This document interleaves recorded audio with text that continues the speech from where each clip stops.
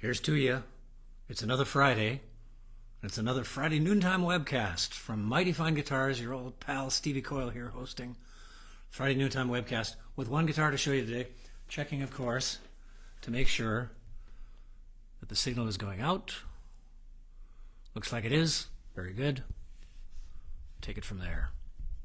The one guitar I have to show you today is a Collings OM2H B triple A capital B triple A capital A, which is to say it's an OM guitar. Oh, look at this thing. And then I'll play it for you because it sounds really good too, as well as being spectacularly beautiful. Super premium triple A Brazilian rosewood on the back and sides. La, the angels sing. On the top, super premium triple A Adirondack spruce. There are lots of guitars that have lots of wood combinations, but Collings kind of went all out on this one. It's an OM size body, same size as the Martin OM. It's the two style, kind of fancy, herringbone. We've covered the OM2H. The capital B, small 3 A's is the Brazilian triple A.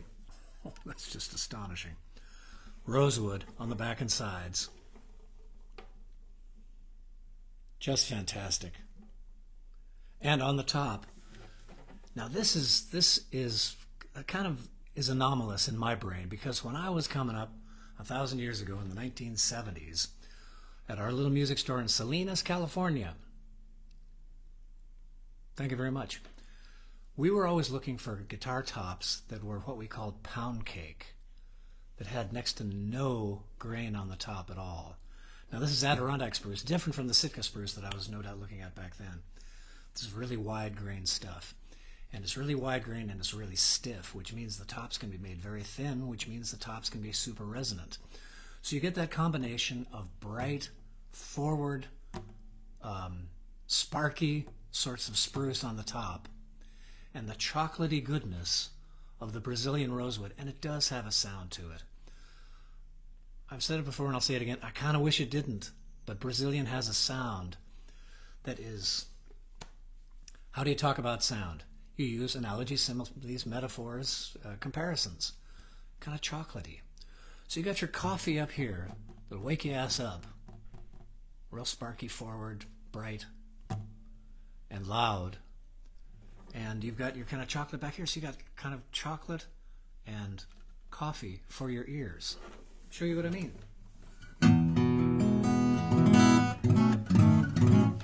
Hello everybody, come on in. Hi Chris, there you are. Aloha Jim.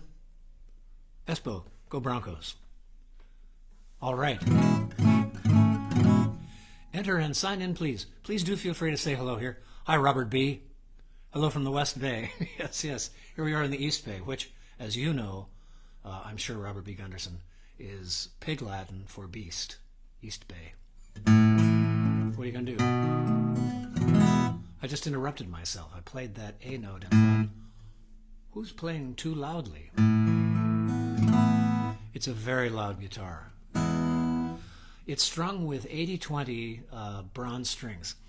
I kind of go with the Eric Schoenberg principle of, if it's a dreadnought or a jumbo, you probably want to put phosphor bronze strings on there, PBs. Other than that, anything smaller, probably you want the more intense articulation that he and I and a lot of people think you get from 80-20 bronze strings.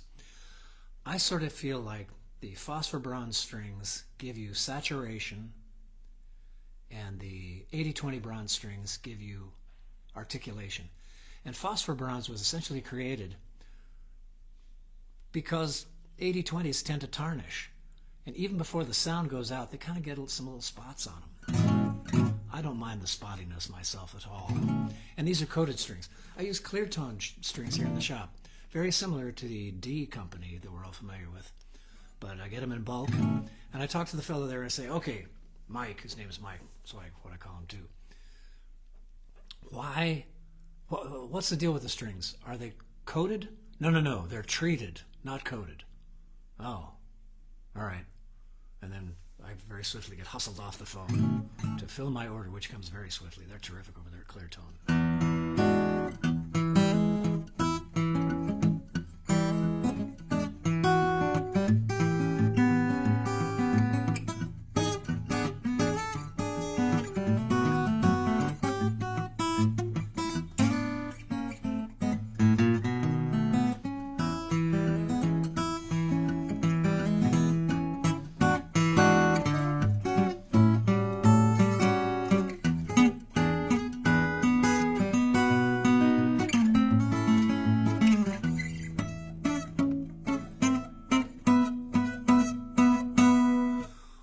wonderful guitar. Good heavens. And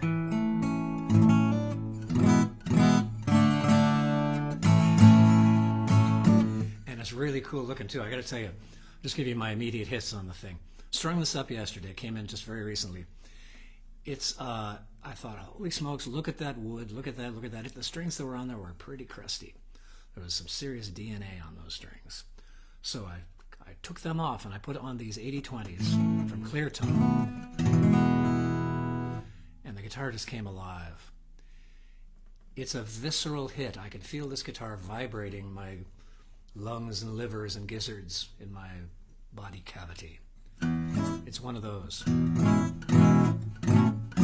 Hi, Dan Hyde.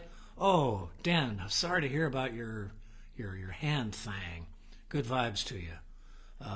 Hey there, Bunny Barnes. Bunny, you gonna do your thing at 4 o'clock Eastern, 1 o'clock Western? Folks, you got to tune in. When you're done here, have a little snack, get your blood sugar up, and then go listen to Bunny Barnes at 1 o'clock Western, 4 o'clock Eastern, if I'm not mistaken. But Bunny will tell us if she's doing her thing today. She does 3, sometimes 4 songs if you're lucky. And she plays them real good, and then she tells you all about them. It's highly educational as well as entertaining. Joe Bob says check it out. And remember, Joe Bob is the guy that says, Joe Bob says check it out.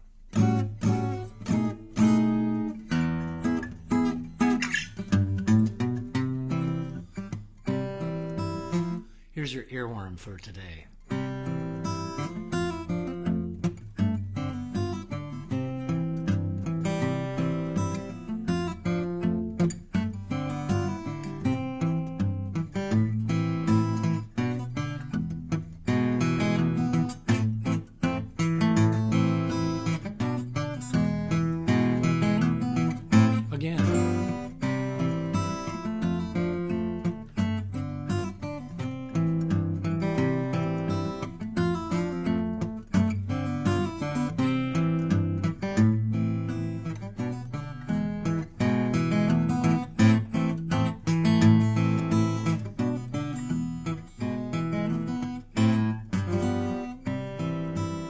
And on and on and on for as long as you can. The guitar has a threshold. A lot of guitars have a threshold, and I always encourage folks in here, if they're playing very softly and quietly, go ahead and play it. Hear what that guitar sounds like. There's a threshold at which the guitar sounds like itself, below which it sounds an awful lot like every other guitar. It sounds like a guitar. There's a threshold at which a guitar sounds like that guitar. And I encourage you, when you're in a shop like this, don't beat on the guitar, but definitely get it up to the level where it comes alive.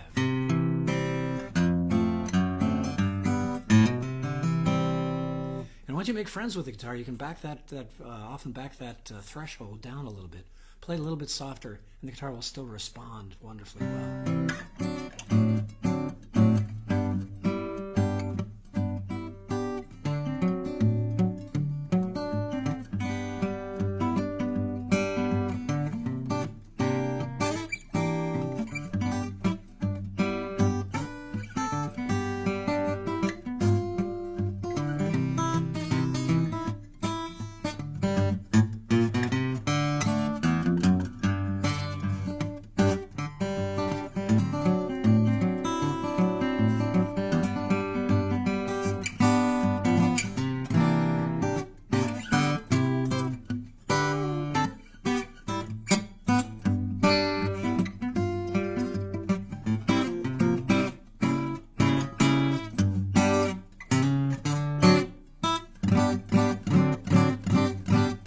What a great guitar. It does everything. We, the royal we. We're talking about Eric Schoenberg a while ago, fabulous guitar purveyor and player over in the West Bay, Robert, in Marin County. And it's his opinion that the OM size guitar is kind of the do-it-all great size guitar. For general purposes, I would have to agree. The OM kind of does everything great. The waist is fairly narrow, so it sits low on your lap. It's not so thick as a dreadnought, so it's easy to get your arm wrapped over the top. An OM is the long scale version of the triple O, or vice versa, and vice versa. Same body size, same general specifications, but the scale length of an OM is 25.4, and a short scale and a triple O would be 24.9. 24.9 means a little easier on your hand, Dan. Odd, am I right? Short scale is a little easier to play, a little easier on the left hand. But for those of you that play drop tunings in particular, and watch this. Wow.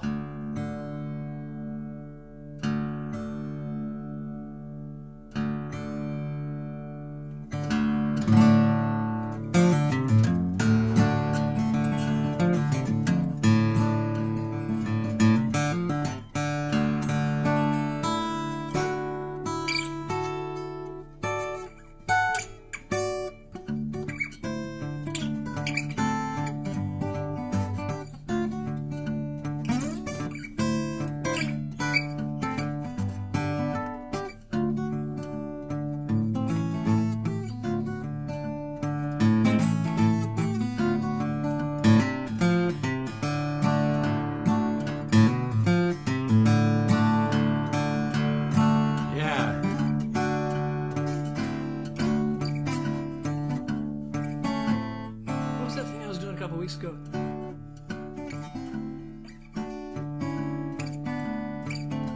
There it is.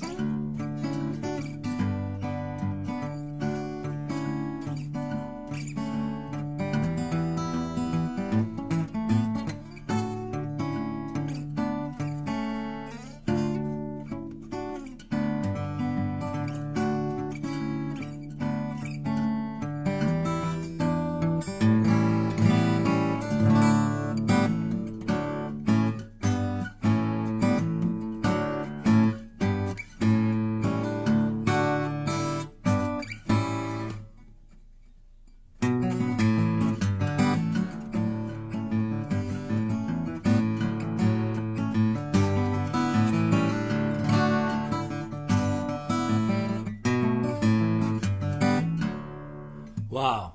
All right, let me read you off some specs here before I get entranced. This is from 2006. The guys at Collings, what a great bunch of guys. I knew Santa Cruz did this, but I didn't realize that Collings did it until I wrote in and said, you know, this guitar came into the shop. Can you tell me a little bit about it? What A rating is that Brazilian rosewood on the back? Because it's fearsome, whatever it is. It turns out it's AAA. Brett over there, who I assume is a younger fellow than I am, because I don't think there were any Bretts when I was growing up. But that said, he wrote back and said, sure thing, here you go. It's an OM2H B AAA A, shipped from our shop in Austin on 3/15/2006. Look at this level of detail they go to for just some schmo out there that wants to know about a guitar. It's fantastic. Thank you, Brett. Top is Adirondack spruce, back and sides of Brazilian rosewood. Neck is mahogany. Nothing surprising there. Blah-de-blah. Ebony belly style bridge. Fingerboard is ebony with abalone short diamond and square pattern. Fingerboard radius is 14 to 26 compound. Totally comfortable to move up the neck. Peghead profile is square with volute. Yeah, it's got a volute, which is kind of cool. Kind of a nice retro feature. Feels like an old Martin. It sure does. Neck joint is Mortison tenon hybrid. Truss rod fully adjustable. Nickel silver frets. On and on and on. Scale length is 25.5, so a little longer. You know, just a silly millimeter longer than Martin usual scale of 25.4. Scale length is 25.5. Brace materials are Sitka. Brace pattern is pre-ward scalloped X-brace. Body finish is nitro. Neck finish is polyester. Damn, what a guitar. Now, dollars? Dunno, but it's going to be a lot, probably up in 5 figures. There's a similar one in the area that's the asking online is $12,500. This one, because it's got a couple of things, it has a repaired split here. Inconsequential for the sound, but it did have a split down here at the right at the join of the book match. And there's a couple little dings here, and there's a chip out of the headstock. There's a strange sort of stain here. Not exactly sure what that is. Coffee maybe, tea, something got in there and sort of stained. So it's been played. Somebody played this guitar, and somebody played this guitar with a pickup. It's got a Fishman pickup in it as well. So rather than 12.5, I'm thinking somewhere in the 10s is where this one will start. And it's fantastic. all I got to say, your Uncle Stevie says, come and get it.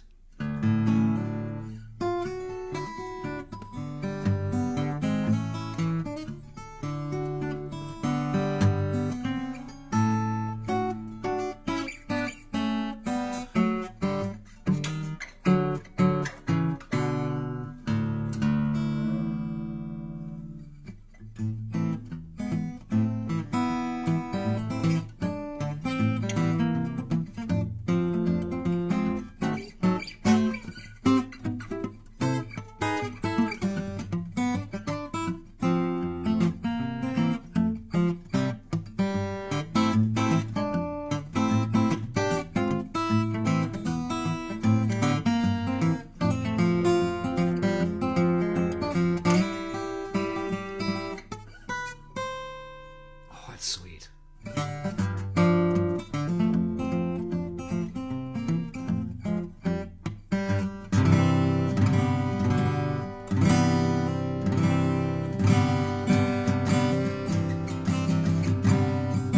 You can strum it, you can pick it. Super clear on individual notes. Somebody is going to be very happy with this guitar. Will it be you? Well, come and get it, folks. 2006, Collings, and I'm a big fan of Collings. I played Collings for many years myself. In the band I used to be with, Menudo, you may recall. And I played a Collings 12-fret tripolo for many years. Those folks were great in getting it to me. And I've told that story too many times to tell it again. Come on in and play this one. I've got a couple of Collingses in. I've got some Santa Cruz in. I've got lots of small builders, Bourgeois, Datlin. There's a Perlman in here. Oh, he's kind of my guy. There's all kinds of great guitars in here. DeLapp, John DeLapp. Criminy sakes, Debray, Potter. There's an old Dobro in here. Oh, and for those of you, I'll try and feature it next week, except I got to learn how to play something on it. There is a 1928 tenor guitar in here from Martin. That's completely refurbed, recently refurbed by my guy in Santa Rosa, Matt Kerslake. It's fantastic. And I'll teach myself something on it.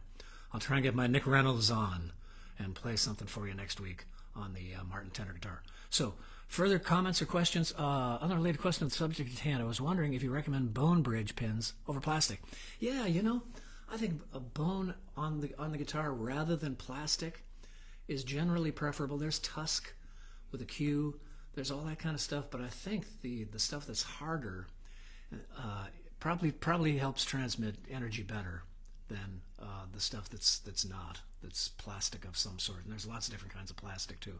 A little tough to answer that question, but there's something cool about having a piece of bone in there that somebody's no longer using, of course. You know. So, well, thanks for tuning in, everybody. Don't forget, jump on over to see Bunny Barnes. She's right there. Say hello and jump on over to her Facebook page in mere moments here. Where are we? Just about half an hour, if I'm not mistaken. Correct me if I'm wrong, Bunny, but that's where I'm going to be. I'll see you folks over there.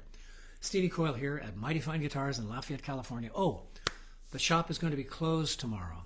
It's June 14th, and I've got things to do tomorrow. I hope you do too. And I'll perhaps be in the afternoon, but perhaps not. Depends on how things go, how busy things get at the place I'm going, which is nearby. And maybe there's a place like that nearby you too. All right, folks, let's do what we got to do. And I'll see you next week with something, including a tune, don't promise much, on the Martin tenor from 1928. All right, ta-ta, everybody.